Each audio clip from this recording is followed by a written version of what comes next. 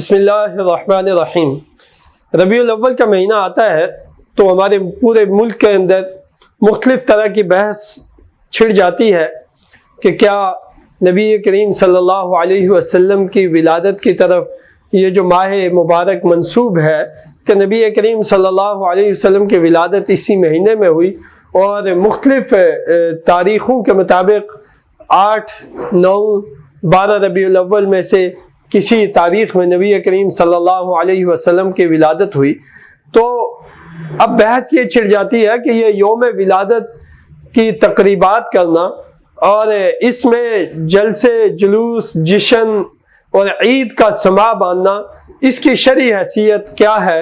اس لحاظ سے ہمارے ہاں بریلوی مکتبہ فکر کے ہاں بڑی شد و مد کے ساتھ اور شدت کے ساتھ ان تمام چیزوں پر عمل کیا جاتا ہے، اور دیگر مکاتب فکر اہل سنت وہ اس سے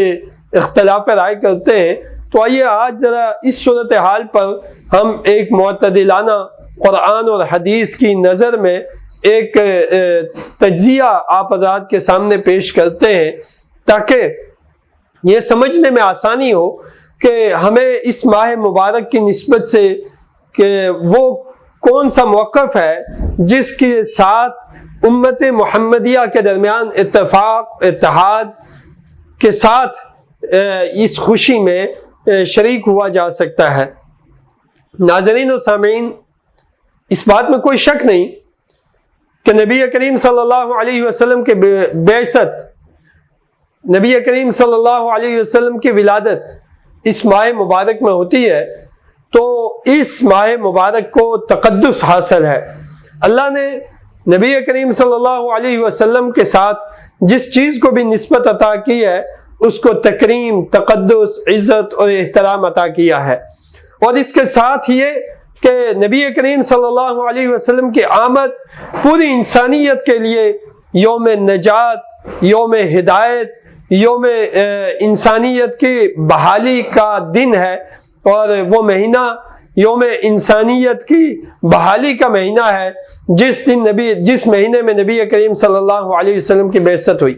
تو جو شخص بھی نبی کریم صلی اللہ علیہ وسلم پر ایمان لاتا ہے وہ اس کا قدردان ہے، جو نبی کریم صلی اللہ علیہ وسلم کی محبت کا اظہار کرتا ہے وہ اس دن کا قدردان ہے، اور جو بھی نبی کریم صلی اللہ علیہ وسلم کو ماننے والا ہے اس کے لیے یہ یوم مسرت، یوم خوشی ہے ہی ہے۔ اب رہی بات یہ کہ خوشیوں کا انداز کیا ہونا چاہیے اور اس دن کو کس حیثیت سے منایا جانا چاہیے۔ دیکھیں، دین نبی کریم صلی اللہ علیہ وسلم پر مکمل ہو گیا،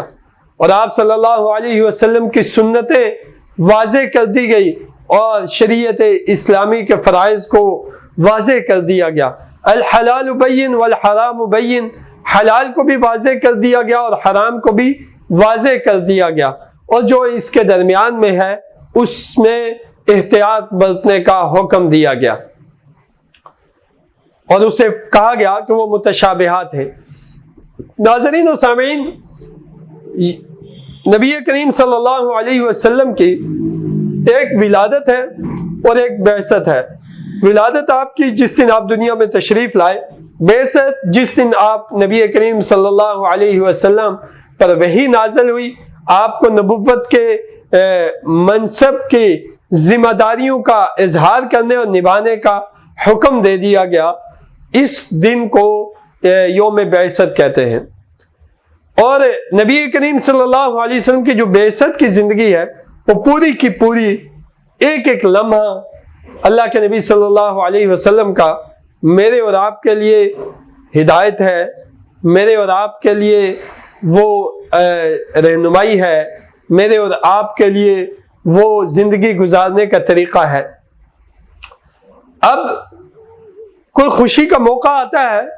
تو نبی کریم صلی اللہ علیہ وسلم کی زندگی کی خوشیاں واضح ہیں اور مبین ہیں، اور ان خوشیوں کے موقع پر نبی کریم صلی اللہ علیہ وسلم کے اعمال میرے اور آپ کے سامنے ہیں۔ اب وہ خوشی کا دن چاہے بعثت کا دن ہے، وہ خوشی کا دن چاہے فتح مکہ کا دن ہے، وہ خوشی کا دن چاہے فتح بدر کا دن ہے، وہ خوشی کا دن کسی آیت کے نزول کا ہے، وہ خوشی کا دن ریاست مدینہ کے قیام کا ہے،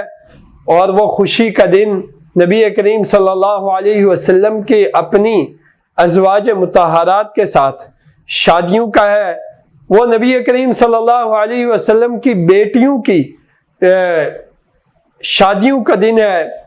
یہ ساری کی ساری نکاح کے دن ہیں، ولیمے کے دن ہیں، یہ میرے اور آپ کے سامنے موجود ہیں، جو رہنمائی کرنے کے لیے کافی ہیں کہ اللہ کے نبی صلی اللہ علیہ وسلم ان خوشیوں کے موقع پر کیسے اظہار خوشی کیا کرتے تھے۔ اسی پہ غور کرنے کے باعث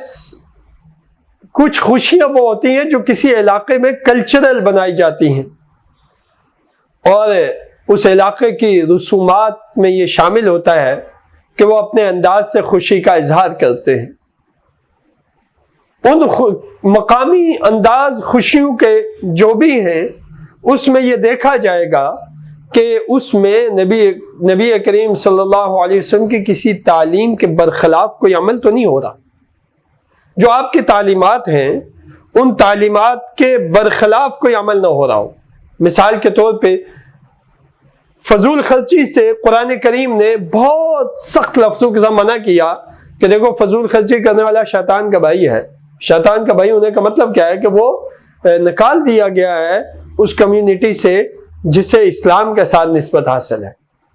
اب خوشی کے اندر اگر فضول خرچی داخل ہو جائے تو مسلمان کا مال، ایمان والوں کا مال ایسا نہیں ہے جو کسی فضول جگہ پہ خرچ ہو، اس لیے کہ ایمان والے اللہ کے راستے میں خرچ کریں گے اور اللہ اس کا عوض دیں گے، اور اللہ کا راستہ وہ ہے جو نبی کریم صلی اللہ علیہ وسلم بتاتے ہیں۔ تو خوشی بنانے کا وہ انداز جو خود نبی بتاتے ہیں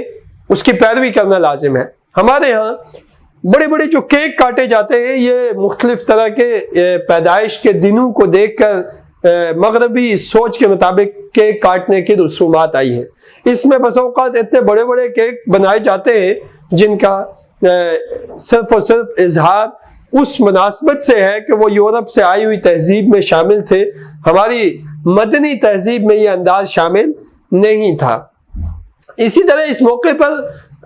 یا تو تقریب کے موقع پہ جو لائٹنگ ہوتی ہے وہ تو سامعین اور شاملین لوگوں کے لیے، مجمع کے لیے ہوتی ہے، لیکن بسا اوقات کسی بلڈنگ کے اوپر ایسی لائٹنگ کر دی جانا کہ جس کا مقصد نہ تو لوگوں کو روشنی پہنچانا ہے نہ اپنے گھر میں چراغاں کرنا ہے، بلکہ محض وہ باہر ایک بجلی جل رہی ہے اور فضول خرچی کا ایک عمل چل رہا ہے۔ شریعت ایسے کسی چیز کو ضائع کرنے جس کا نفع نہ آپ کو ہو رہا ہے نہ لوگوں کو ہو رہا ہے، آپ کو ایسے انداز سے خوشی بنانے کی اجازت نہیں دیتی۔ ایک اور طریقہ خوشی بنانے میں کہ پینافلیکس آویزاں کرنا، اس پہ اپنی تصویریں آویزاں کرنا اور بہت بڑے پیمانے پر جھنڈے کاٹ کر وہ ایک علاقے سے دوسرے علاقے تک لگا دینا اور کپڑے کو یوں لگا دینا جس سے نہ تو کوئی خاص نمائندگی ہوتی ہے نہ ہی اس کے ساتھ کسی قیادت کی نشانی ہوتی ہے، بلکہ وہ محض اس لیے کر دیا جاتا ہے کہ یہاں سیاسی کلچر میں ایسے اعمال کیے جاتے ہیں کہ پارٹیوں کے جھنڈے لہرائے جاتے ہیں اور اس پہ بہت بڑا کپڑے کا خرچ ہوتا ہے جو کروڑوں روپے میں ہے، کروڑوں روپے میں۔ تو امت مسلمہ کے ہر فرد کو اپنا مال خرچ کرتے ہوئے ایسی جگہ خرچ کرنا چاہیے جس سے دین کی سربلندی ہو، محض جھنڈے لگانے سے اس کا تعلق نہیں ہے۔ تو یہ بھی فضول خرچی کے اس زمرے میں آتا ہے۔ اور تیسرا جو عمل اس دورانیے میں ہوتا ہے وہ یہ ہوتا ہے کہ ایک طرف تو آپ خوشی کا اظہار کرنے کے لیے صبح صبح نکلتے ہیں اور نیو کپڑے پہنتے ہیں اور داڑھی صاف کرواتے ہیں اور آپ پھر ولادت کے جشن بنانے نکلتے ہیں، تو اصل بات یہ ہے کہ نبی کریم صلی اللہ علیہ وسلم کی ولادت کے دن آپ کی ولادت کی خوشی میں نکلتے ہوئے آپ کی سنتوں کا قتل کر کے یوں نکلنا یہ کوئی اچھی بات نہیں ہے، بلکہ یہ بات بھی اس سنت سے محبت کے تقاضے کے خلاف ہے، نبی کریم صلی اللہ علیہ وسلم سے محبت کے تقاضے کے خلاف ہے۔ ایک اور عمل جو اس دورانیے میں بہت شد و مد سے کیا جاتا ہے کہ جلسے جلوسوں کا انداز جو جاہلیت کی رسموں کے ساتھ جوڑ کے بنا ہوا ہو، اگر اس میں کوئی شامل نہ ہو تو اس آدمی کو سمجھا جاتا ہے یہ خوشیاں ہی نہیں بنا رہا۔ تو حالانکہ آپ کے اور میرے لیے تو کہا گیا تھا کہ تمہارے لیے رسول اللہ کی زندگی میں اسوہ حسنہ ہے جو تمہیں بتاتا ہے کہ خوشیاں بنانی کیسے ہیں۔ رسول اللہ صلی اللہ علیہ وسلم کے اس اسوے کے بغیر اگر کسی انداز سے خوشی بنائی جائے، پھر اس میں نہ شامل ہونے والوں کو تنقید کا نشانہ بنایا جائے، یہ جاہلیت ہے۔ تو یہ طریقہ بھی ٹھیک نہیں ہے کہ آپ کے گھڑے ہوئے رسم اور طریقے کے اندر کوئی شامل نہیں ہو رہا، جو سنت نہیں، جو شریعت سے اس کا انداز طریقہ ثابت۔ اختلاف وہاں ہوتے ہیں جہاں نبی کی سنت سے ہٹ کے کوئی عمل ہوتا ہے۔ نبی کریم صلی اللہ علیہ وسلم کی سنت آ جائے، امت متفق ہو جاتی ہے وہاں پر، اور اگر اس سنت میں متنوع سنتیں ہوں تو اس میں امت آپس میں وہ کسی وجہ دلیل سے کسی ایک سنت کو ایک اپناتا ہے، دوسرا دوسرے کو اپناتا ہے، پھر بھی اس میں آپس میں مخالفت کی گنجائشیں نہیں ہیں۔ تو یہ چند معروضات ہیں جن کے بعد میں یہ آپ سے عرض کرنا چاہتا ہوں کہ نبی کریم صلی اللہ علیہ وسلم کی ولادت کی خوشی اپنی جگہ ہے، لیکن بعثت کے انداز سے، بعثت کے روایات، بعثت سے ملنے والی ہدایات سے، بعثت نبوی سے ملنے والے احکامات کی روشنی میں یہ خوشیاں بنائی جانی چاہیے۔ اور اس خوشی میں اگر نبی کریم صلی اللہ علیہ وسلم کے لیے اگر بیٹھا جائے اور سادہ انداز میں بیٹھا جائے، اس میں درود و سلام پڑھا جائے، اس میں کثرت سے نعت خوانی کی جائے، اور نعت خوانی میں میوزک اور جاہلیت کے طریقے اور گانوں کا انداز یہ نہیں ہونا چاہیے، بلکہ نعت پڑھنے کا ایک ممتاز، خوبصورت اور سلیس اور شفاف انداز ہے جو فلم انڈسٹری اور ڈرامہ انڈسٹری سے ملنے والے گانوں اور میوزک سے ہٹ کر ہے۔ اور یہ چیزیں اس میں ڈالنا یہ دودھ میں گند ڈالنے کے مشابہ ہوگی، اس لیے نعت کو ان چیزوں سے پاک رکھ کر پاکیزہ انداز سے نبی کریم صلی اللہ علیہ وسلم کے اوصاف کو نظم کی صورت میں لوگوں کے دلوں میں بٹھایا جائے، پھر نبی کریم صلی اللہ علیہ وسلم کی سیرت لوگوں کو سمجھائی جائے، آپ صلی اللہ علیہ وسلم کی فاتحانہ حیثیت، آپ کی داعیانہ حیثیت، آپ کی سیاست والی حیثیت، آپ کی سپہ سالار ہونے کی حیثیت سے جو آپ کی خدمات ہیں وہ آئیڈیل خدمات لوگوں کے سامنے واضح کی جائے، اجاگر کی جائے، پھر نبی کریم صلی اللہ علیہ وسلم کے فضائل امت کے دلوں میں بٹھائے جائے۔ تو یہ طریقہ ہے جس طریقے سے پوری امت متفق ہے، اور یہ کسی دن بھی، ربیع الاول کے کسی بھی دن آپ اس نسبت سے جب بھی پروگرام کریں وہ ٹھیک ہے، اور پورا سال یہ پروگراموں کا سلسلہ کرتے رہنا یہ بہت ضروری اس لیے ہے کہ آپ کے نبی کی سیرت وہ دنوں اور مہینوں میں محدود نہیں، آپ کے نبی سے آپ کی محبت وہ ایام اور منٹوں اور گھنٹوں میں محدود نہیں، وہ آپ کی پوری زندگی کے لیے لامحدود ہے۔ وآخر دعوانا ان الحمد للہ رب العالمین۔